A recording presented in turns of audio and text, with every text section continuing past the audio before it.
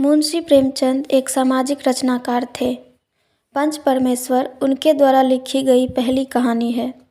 इस कहानी में दो मित्रों जुम्मन शेख और अलगू चौधरी की मित्रता और शत्रुता की पृष्ठभूमि को आधार बनाकर पौराणिक सामाजिक न्याय व्यवस्था पंचायती में पंत के पद की मर्यादा, गरिमा और प्रतिष्ठा का जीवंत और नैसर्गिक सिद्ध करने का प्रयास किया है।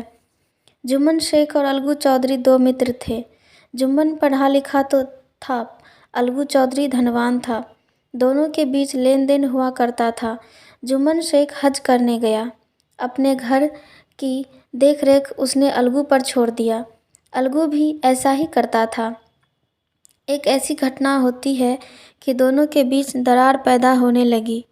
जुम्मन अपनी बूढ़ी खाला की सेवा ठीक से नहीं करता था। जुम्मन की बेगम करीमन रोटियों के साथ कड़वी बातों के कुछ तेज तीखे सालन भी देने लगी। बूढ़ी खाला जान अपने तिरस्कार और अपमान से आहत पंचायत बुलाई। अलगू पंच बनाए गए। बूढ़ी खाला ने अलगू से कहा, बेटा क्या बिगाड़ के डर से ईमान की बात न कहोगे? अलगू धर्म संकट में फंस जाता है। बूढ़ी खाला पंचायत से कहती है, मुझे न पेट की रोटी मिलती है न तन को कपड़ा। बेकस बेबा हूँ, कचहरी दरबार नहीं कर सकती। तुम्हारे सिवा और किसको अपना दुख सुनाओ? तुम लोग जो राह निकाल दो उसी पर मैं चलूँ। अलगू चौधरी पंच थे। उन्होंने हिब्बानामा रद्द करने का फैसला दिया। फैसले सुनकर जुम्मन शेख सन्नाटे में आ जाता है। जुम्मन और अलगू की मित्रता में अविश्वास, असंतोष, द्वेष और शत्रुता का जहर मिल गया। शीघ्र ही एक दूसरी घटना में जुम्मन शेख को एक मौका मिलता है अलगू चौधरी और समझू साहू के बीच पंच बनने का। बटेसर मेले से अलगू चौधरी ने बड़े मजबूत बैल खरीदे थे। एक बैल उसमें से मर जाता है।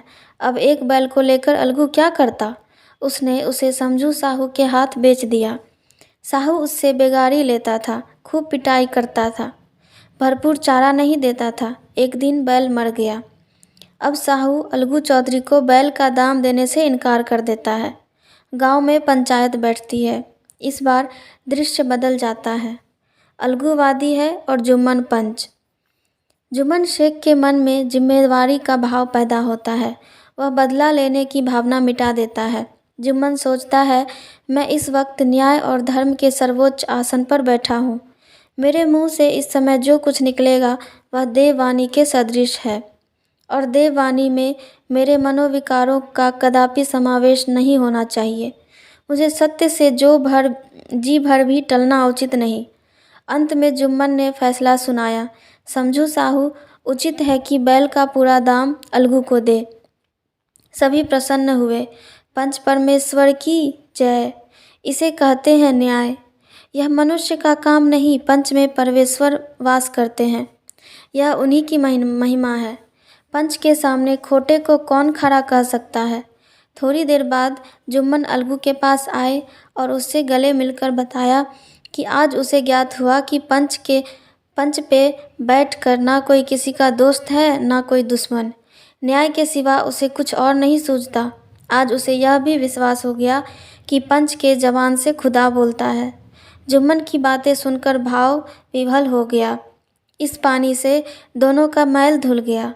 मित्रता की मुरझाई हुई लता फिर से हरी भरी हो गई और यह सिद्ध हो गया कि वास्तव में पंच में परमेश्वर का वास होता है।